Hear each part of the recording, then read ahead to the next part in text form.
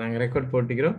அப்ப எங்களோட தலைப்பு வந்துகிட்டு என்ன நினைச்சுன்னா கன்ஃபர்மேட்டி எஃபெக்ட் சைக்காலஜில இப்படி ஒரு பாதிப்பு உண்டு. இது அதாவது பெரும் கிரௌட பின்பற்றுங்கிறதுல மனநிலை என்ன, அது சரியா பிள்ளையா, எப்ப சரி எப்ப பிள்ளைங்கிற சம்பந்தமா நாங்க பார்க்க வைக்கிறோம். Why do people follow the crowd, அதுதான் எங்களோட இந்த தலைப்பு. அதுக்கு முன்னுக்கு நாங்க என்ன செய்யணும், எங்களோட சந்ததிகள் எங்களோட பிள்ளைகளுக்கு நாங்க இதர பாதிப்புகள்ல இருந்து சாதகமான விஷயங்களோக்கு பாதகமான விஷயங்கள்ல இருந்து எப்படி பாதுகாக்கிறங்க சம்பந்தமாக மிச்சம் குறுகிய நேரத்துல ஒரு ஒரு ஒரு 40 மினிட்ஸ் தான் நாங்க போட்டிருந்தோம். இருந்தாலும் அதை விட குறுகிய நேரத்துல தான் நாங்க இந்த ப்ரோக்ராமை நாங்க எப்படியும் முடிப்போம். ரைட், ஒரு 7:40க்கு நாங்க இந்த ப்ரோக்ராம் எப்படியும் முடிச்சிடுவோம். அதுக்கடையில நாங்க வேகமாக கலந்துரையாடி அதுல கேள்வி பதில்கள் இருந்தாலும் நாங்க அதை பார்த்துட்டு போவோம் இன்ஷா அல்லாஹ். ஓகே, அப்ப ஏதாவது கேள்விகள் இருந்தா கருத்துக்கள் சொல்லணும் அப்படின்னா இடையில சொல்லிக் கொள்ளலாம் இன்ஷா அல்லாஹ், இஷ்யூ இல்லை. அப்ப அந்த வகையில நாங்க பாக்குற நேரம் இந்த இடத்துல அஸ்மியா சார் அவங்களும் மீக்கிறாங்க.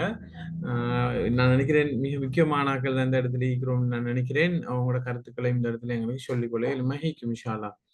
ஓகே, கன்ஃபர்மிட்டி எஃபெக்ட்ங்கிறது என்னன்னு சொன்னால் குழுவை பின்பற்றுகின்ற மனநிலை. ஒரு குழுவை எங்களோட பாஷையில சொல்றோம் என்ன, கண்மூடித்தனமாக பின்பற்றுறது. இது கண்மூடித்தனமாக பின்பற்றுறதை மட்டும் இந்த இடத்துல சொல்றதில்ல, நாங்க அப்படி பார்க்க தேவையில்லை.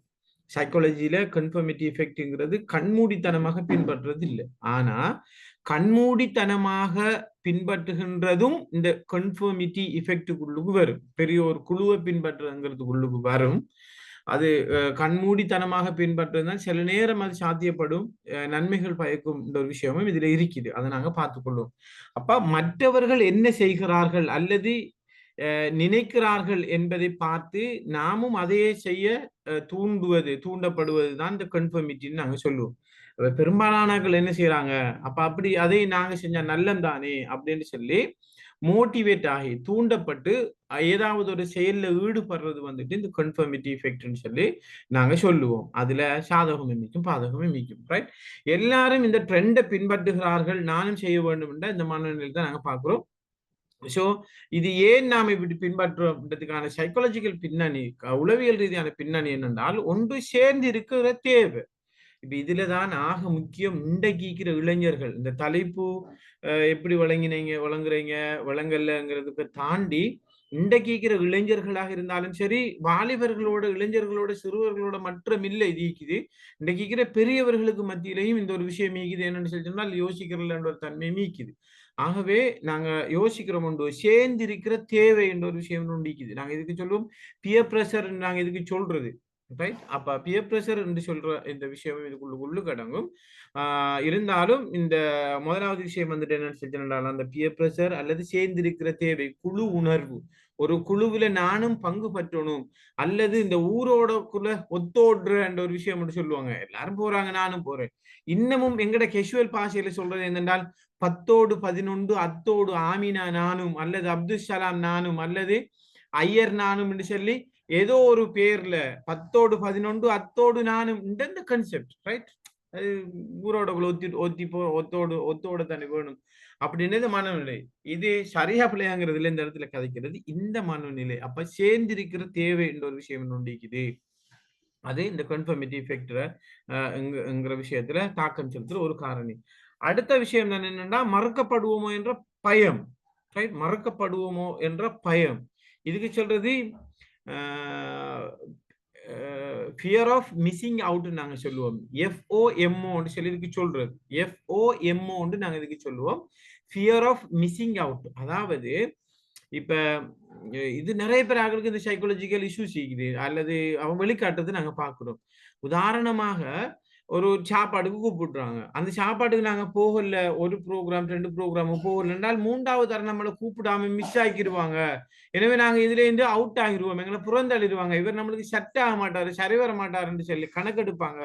அப்படிங்கிறதுக்காக வேண்டி விரும்பியோ வெறுத்தோ அந்த குழுவோட சேர்ந்திருக்கிறது அல்லது அந்த செயல்களோட சேர்ந்து இருக்கிறது இந்த ஒரு விஷயமும் இதுக்குள்ள வெறும் ஃபியர் ஆஃப் மிஸ்ஸிங் அவுட்னு நாங்க சொல்லுவோம். சாப்பாடுக்கு போகாமக்கிறது, ஃபங்க்ஷனுக்கு போகாமக்கிறது, ஒரு ஃபன்னான ஒரு ப்ரோக்ராம் அதுல சில நேரம் கலந்து கொள்ளாம இருக்கிறதால நம்மளை ஒதுக்கி விடுவாங்களோன்ற பயம்.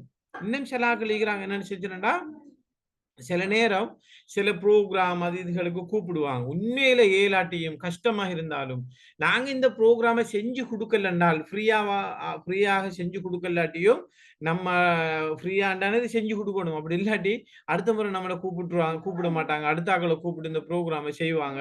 எனவே நாம இதோட சேர்ந்திருக்கணும் அப்படிங்கிறதுக்காக வேண்டி கஷ்டப்பட்டு பொருத்தமில்லாத சந்தர்ப்பத்தில, பொருத்தமில்லாத நேரத்தில, பொருத்தமில்லாத சில நேரம் ஒழுங்கான கவனிப்பு இருக்காது. அதுக்குரிய இந்த இது குடுக்க மாட்டாங்க. இப்படி பல்வேறு விஷயங்கள் இருக்குது. அப்படி அத கருத்துல கொண்டு வந்துட்டேன் என்றால், அதோட சேர்ந்திக்கிற மனநிலை. இப்படி இதுகளும் அது மாரி ஃபியர் ஆஃப் மிஸ்ஸிங் அவுட்ன்னு சொல்லி நாங்க அதுக்கு சொல்லுவோம். ரைட்? ஆ இது 2வது விஷயம். அடுத்தது பாருங்க, நாங்க தகவல் குழப்பம். சரியா? பிழையா? வார நேரம் இது சரியா? அ இது பிழையான்னு சொல்லி இப்படி வார நேரம், யோசிக்கிற நேரம், ரைட். அவர்களுக்கு இது தெரியும். அப்ப நம்மளுக்கு இது முடிவெடுக்கிறது கஷ்டமாகிது. நம்மளுக்கு போதிய அளவு இன்ஃபர்மேஷன் இல்ல. என்ன பெரும்பாலானவங்க அப்படி செய்றாங்கன்னா, அதுதான் சரியா இருக்குமாக்கும் அப்படின்னு சொல்லிட்டு என்ன செய்றாங்க சுத்தினேன்டா, அவங்களோட சேர்ந்துக்கிறது. சாரி.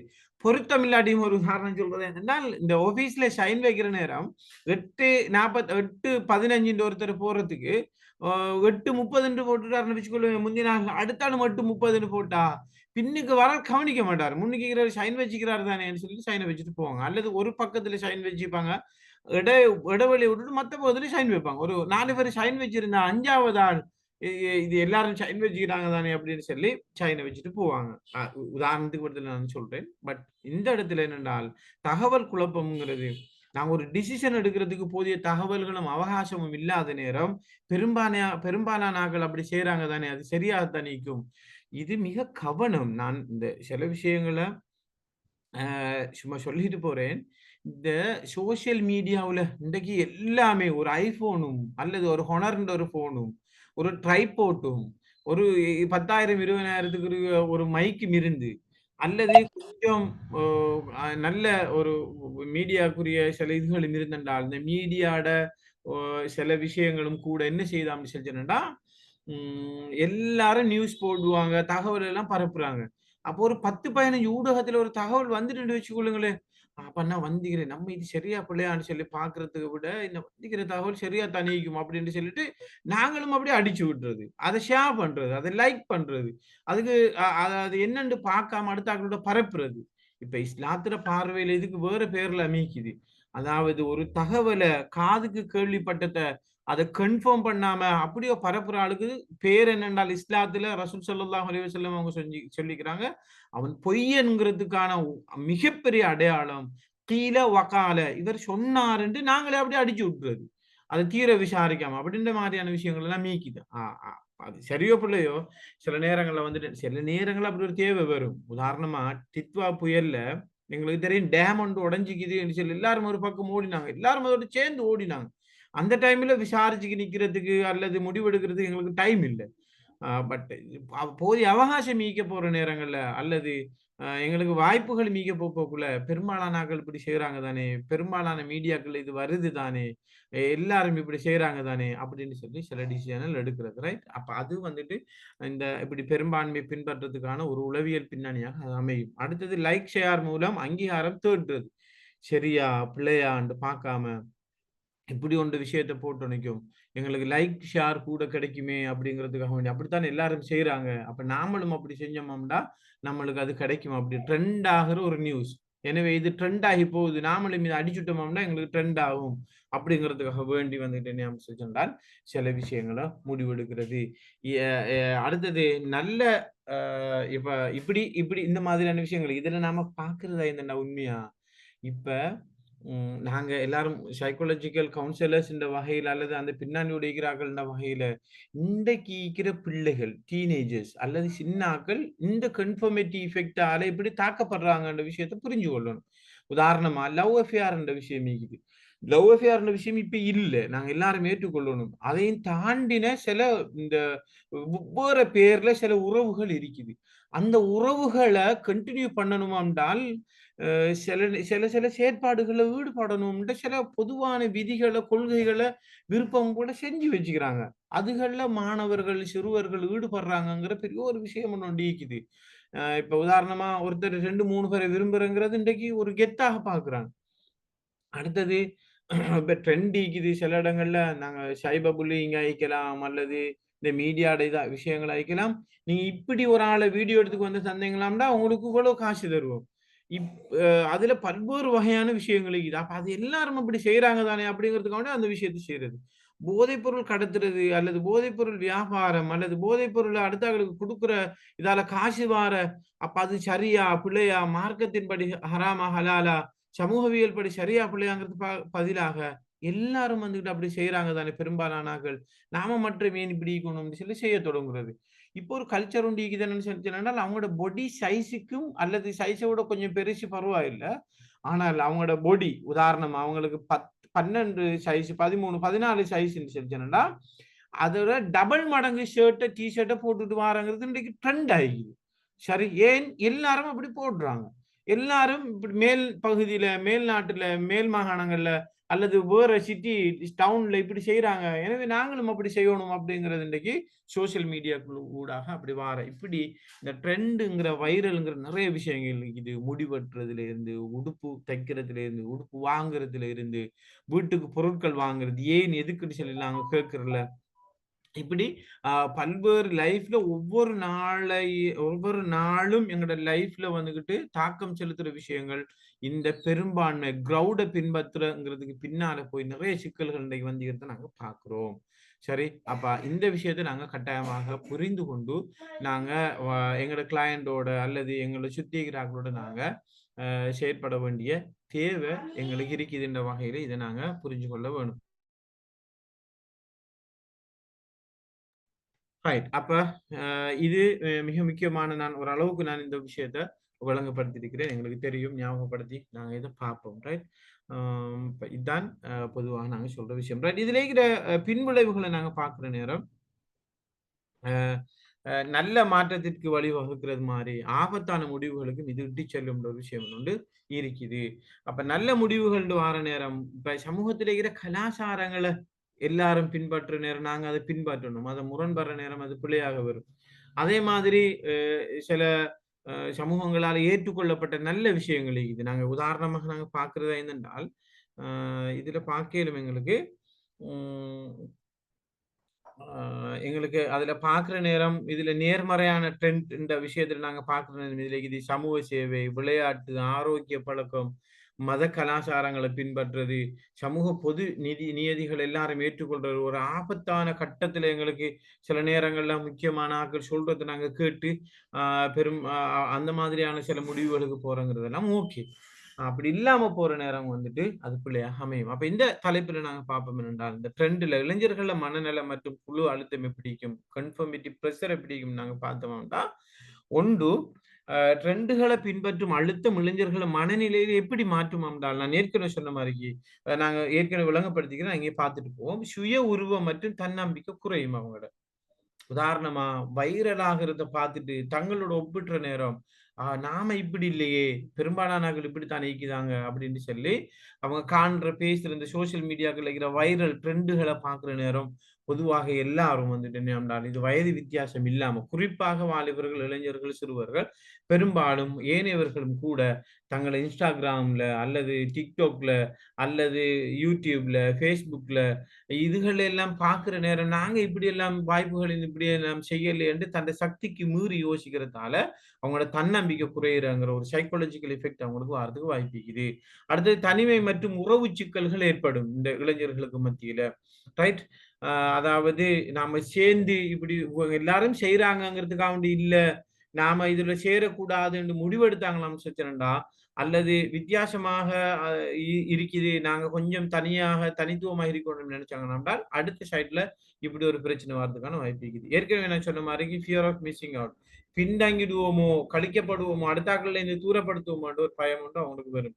அடுத்தது கவனம் சிதறும். இப்ப வைரலானத்திலேயே ஃபுல்லா அப்படி இருக்கிறங்கிறதால எதுல முக்கியமாக போக்கஸ் பண்ணணுமோ அதுல அவங்களுக்கு இல்லாம போயிடும். அடுத்தது ஆபத்தான சில சேலஞ்சஸ் செய்வாங்க. எல்லாரும் இப்படி செய்றாங்கங்கிறதுக்காக எங்களுக்கு தெரியும். சில கேம்ஸ், வீடியோ கேம்ஸ் அல்லது இப்படி நீங்க செஞ்சீங்கன்னா செஞ்சீங்கன்னா, உங்களோட நிறைய வியூவர்ஸ் கூடும், உங்களுக்கு காசு உழைக்கலாம்ங்கிறது பாசிட்டிவான சில விஷயங்கள் இருந்தாலும், நெகட்டிவான சில சில சேலஞ்சஸை செஞ்சு இப்படி நீங்க செய்யுங்க அப்படின்னு சொல்லி கடைசியாக தற்கொலை வரைக்கும் போற, அல்லது பெரிய ஆபத்தான குழுக்களுக்கிட்ட மாட்டிக்கொள்றது, அல்லது மோசமான எவிடன்ஸ் எல்லாம் இன்னொரு ஆள்ல கைக்கு போய் அவரோட கைபொம்மையாக மாறுறதுன்ற விஷயங்கள் எல்லாம் இங்க வாரத்துக்கான வாய்ப்பு இருக்குது. அடுத்தது சைபர் புல்லிங், ரைட்? அதாவது இப்ப அந்த ட்ரெண்ட்ல இருக்கிறார்கள் வந்துகிட்டு நீங்க பொருத்தம் இல்ல, லாயக்கு இல்ல, தகுதி இல்ல, என்ன இது இப்படி இருக்கிற அப்படின்னு சொல்லி கிண்டல் கேலி பண்றோங்கிறதால அதுவும் நிறைய பிரச்சனைகள் அவங்களுக்கு மத்தியில கொண்டு வரதுக்கான வாய்ப்பு இருக்குது, ரைட்? அப்ப இதுல இருந்து நாங்க பாக்குற நேரம் பாசிட்டிவான சில விஷயங்கள் எங்களுக்கு இந்த ட்ரெண்ட்ங்கிறது மிக முக்கியமாக கால ஓட்டத்துல என்ன இருக்குது, இதுல எது சாத்தியம் என்னன்னு சொல்லி நாங்க அதுக்கு பின்னால போறோங்கிறது எங்களுக்கு பிரச்சனை இல்லை. ஆனால் பிழையான சில விஷயங்களுக்கு போவோம் என்றால், நான் ஒரு விஷயத்தை ஞாபகப்படுத்தணும். நான் மிக அண்மை காலத்துல எங்கட நாட்டுல ட்ரெண்டான ஒரு விஷயத்துல இருந்து விளங்கி கொண்ட ஒரு விஷயம் என்னென்றால், எங்கட நாட்டுல இதுவரைக்கும் இருக்கிற எங்கட இந்த பிடிஏன்றது டெரரிசம் ஆக்ட். அப்ப இந்த அதாவது ஓ அதுல வந்துகிட்டு ஒரு இடத்துல சொல்லப்படுது அப்படின்னு சொல்லி சொல்றாங்கன்னு என்றால், ஒரு செய்தி எதிர்காலத்தில் சமூகங்களுக்கு இடையில் குழப்பத்தை ஏற்படுத்தலாம் என்று ஜட்ஜ் அல்லது சட்டம் அதிபர் கருதினா அவருக்கு எதிராக இந்த டெரரிசம் ஆக்டுக்கு கீழே அவரை தடை செஞ்சு அவருக்கு 20 முதல் அதாவது 6 அல்லது 7 வருடம் முதல் 20க்கு மேற்பட்ட அல்லது ஆயுள் தண்டனை 365 வருடங்கள் வரைக்கும் ஒரு ஆளுக்கு தண்டனை கொடுக்கறதுக்கு ஏழுமை இருக்குமாம் அப்படின்ற ஒரு விஷயம் ஏற்கனவே இந்த நாட்டில் அப்படி ஒரு ஆளுக்கு ஒரு செய்தியை பரப்பி அது 3 வருடங்களுக்கு பிறகு வழக்கு போட்டு அது எதிர்காலத்துல மக்களுக்கு இடையில குழப்பத்தை ஏற்படுத்தலாம். அது ஏற்படுத்தின எந்த வரலாறும் இல்லை. ஏற்படுத்தலாம் என்ற ஒரு நிபந்தனைக்குள்ள ஒருத்தருக்கு 20 வருஷம் தண்டனை கொடுக்கப்பட்டது என்ற ஒரு விஷயத்தை நாங்க ஒரு பகிர்ந்து கொண்டதை நாங்க பார்க்கிறோம். எனவே இந்த ட்ரெண்ட் விஷயங்கள்ல யாராவது எல்லாரும் ஷேர் பண்றாங்க அல்லது எல்லாரும் கொடுக்குறாங்க அல்லது நாம பொருத்தமில்லாத ஒரு செய்தியை பரப்பி ட்ரெண்ட் ஆகணும்ன்ற விஷயத்துல இப்படி மிஸ் ஆகுற நேரங்களும் மிக பாரதூரமான விஷயங்களும் இதுக்குள்ள இருக்குது. அது இல்லாம நாம சுயத்தை இழப்போம், எங்களோட சமூகத்தை இழப்போம், கடைசியாக எங்களுக்கு ஒன்றும் இல்லாம போகும் இந்த நிலைமை. அப்படியான பல பிரச்சனைகளும் இருக்குது. அப்ப என்ன செய்யலாம் சொன்னா, அதுக்கு இந்த குழந்தைகளை பாதுகாக்கிறதுக்கு பெற்றார்களும் ஆசிரியர்களும் என்ன செய்யலாம்னு சொல்லி நாங்க பார்த்தோம் சொன்னால், ட்ரெண்டுகளை தடுக்கிறது மற்றும் போதாது, அதை எங்களுக்கு தடுக்கிறது சாத்தியம் இல்லை. மொத்தமாக இந்த ட்ரெண்டுக்கு பின்னால பீத்திராதீங்க அப்படின்னு சொல்லி எங்களுக்கு சொல்ல இயலாது. ஆனால் சிந்தித்து தேர்வு செய்ய கற்றுக் கொடுக்கிறது ஆக முக்கியமான ஒரு விஷயம். இப்ப நாங்க எங்களுக்குள்ளுக்கும் ஒரு பழக்கத்தை கொண்டு வரணும். அடுத்தது எங்களோட சந்ததிகளுக்கு இடையிலையும் அடுத்தவர்களுக்கு இடையிலையும் எங்களோட கிளையண்டா இருக்கலாம், நாங்க சார்ந்திருக்கிறார்களா இருக்கலாம், அவங்கள்டையும் கொண்டு வரக்கூடிய ஒரு விஷயம் நான் வந்துட்டு என்னன்னா சிந்தித்து முடிவெடுக்கிறேன் ஒரு விஷயம் இருக்குது. அதுல ஒன்று முதலாவது உரையாடல் தொடங்குறது. ஏன் இந்த ட்ரெண்ட் பிடிக்கும் என்று கேட்கணும் பிள்ளைகள்கிட்ட.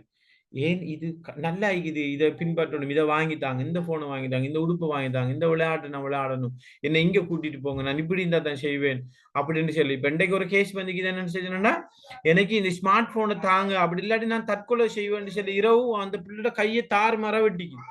நான் லவ் பண்ற பொடியை நீங்க அவரை என்ன லவ் பண்ண விடுங்க, 15 வயசு பிள்ளை உண்டு, சரி விடாட்டினா தற்கொலை செய்வேன்னு சொல்லி சொல்லுது, அடம் பிடிக்குது அந்த பிள்ளை. ஏன்டா முதல் கட்டமே எல்லாரும் செய்யறாங்க தானே, எல்லாருடையும் போனுக்கு தானே, என்னது புதுசா என்கிட்ட போனை பறிக்கிறீங்க, என்ன லவ் பண்றேன்னு சொல்லி சொல்றீங்க. நாங்க ஒரு குறிப்பிட்ட ஒரு இடத்துக்கு சொல்றது அந்த இப்ப சொல்றது என்னன்னா வெளிக்கிட்ட பெண்ணு சொல்ற அளவு. வெளிக்கிட்ட பெண்ணுண்டா பொம்பளை பிள்ளை எப்பயும் ரெடி ஆகித்தான் நிக்குது, 6 வருவா கூட்டிட்டு போறோம். அப்படி ஒரு ட்ரெண்ட் ஒரு இடத்துக்கு தான் ஒரு ஊர்ல ஒரு கம்ப்ளைண்ட் வந்து நாங்க பாக்குறோம். அது வெளிக்கிட்ட பெண், அதுக்கு சொல்றோம் வைக்கிற பேர். அது என்ன வெளிக்கிட்ட பெண்ணா எப்பயும் ரெடி ஆகிக்கிறேன். அதாவது லவ் பண்ணி நினைக்கும் வீட்டுல லவ் பண்ணதாண்டா அந்த லவ் பண்ற பொடி என்ற வீட்டுல போய் அங்க ஈக்கிறது, ஒரு திருவில்ல போய் அங்க இருந்துருவாங்க. அப்ப உள்ள போனா என்ன செய்யறது, கல்யாணம் முடிச்சு கொடுக்கத்தான் வேணும் ட்ரெண்ட்ல. இன்றைக்கு அப்படி ஒரு ட்ரெண்ட் இன்றைக்கு வந்துகிட்டு நாங்க பாக்குறோம். சோ நாங்க ஏன் இந்த ட்ரெண்ட் என்ன அப்படிங்கிற விஷயத்தோட கேட்கிறது, அது பாதுகாப்பு இதுல இருக்குதா அப்படிங்கிறத முன்னுரிமைப்படுத்துறது. அடுத்தது 3 கேள்விகள் கேட்கிறது. என்னது, இது பாதுகாப்பானதா, இது பயனுள்ளதா, இது எனக்கு பொருத்தமானதா? இந்த 3 கேள்வியையும் கேட்டு அதுக்கு நியாயமான அடிப்படையில எவிடன்ஸ் பேஸ்ட்ல நாங்க பதில வந்துகிட்டு என்ன செய்யணும் சொன்னா கண்டுபிடிச்சு அதுக்கு பொருத்தமான பதில் வருமாம்டா அவங்கள அதை செய்யறதுக்கு நாங்களும் அவங்களும் செய்யறதுக்கு நாங்க தூண்டுறது. அடுத்தது குடும்ப ஊடக விதிகளை நாங்க ஏற்கனவே இதெல்லாம் பாத்திக்கிறோம். நேர வரம்புகளை நாங்க நிர்ணயிக்கிறது, திரை நேரம் வந்துகிட்டு என்ன கட்டுப்படுத்துறது, அதே மாதிரி ஆஹ் எல்லாரும் சேர்ந்து சில பார்க்கக்கூடிய உள்ளடங்கங்கள் அல்லது பொது இடங்கள்ல நாங்க வளமையாக கதைக்கிற விஷயம். நல்ல முன்மாதிரிகளை நாங்க அவங்களோட காட்டுற விஷயம். நல்ல நண்பர்கள் அவங்கள தேர்ந்தெடுக்கிறதுக்கு நாங்க உதவி செய்யறது. யார் நல்ல நண்பர்கள், அதே மாதிரி அந்த மாதிரியா நல்ல நண்பர்களை தேர்ங்கங்கிற மட்டுமில்ல, அவங்க யாரு, அவங்களோட பழக்கவழக்கங்கள் எப்படி இருக்குங்கிறத காட்டிக் குடுக்குறோன்ற ஒரு விஷயம். அடுத்தது வந்துட்டு கற்றல் திறன்களை நாங்க அதிகரிச்சு குடுக்குறோன்ற ஒரு விஷயம் இருக்குது.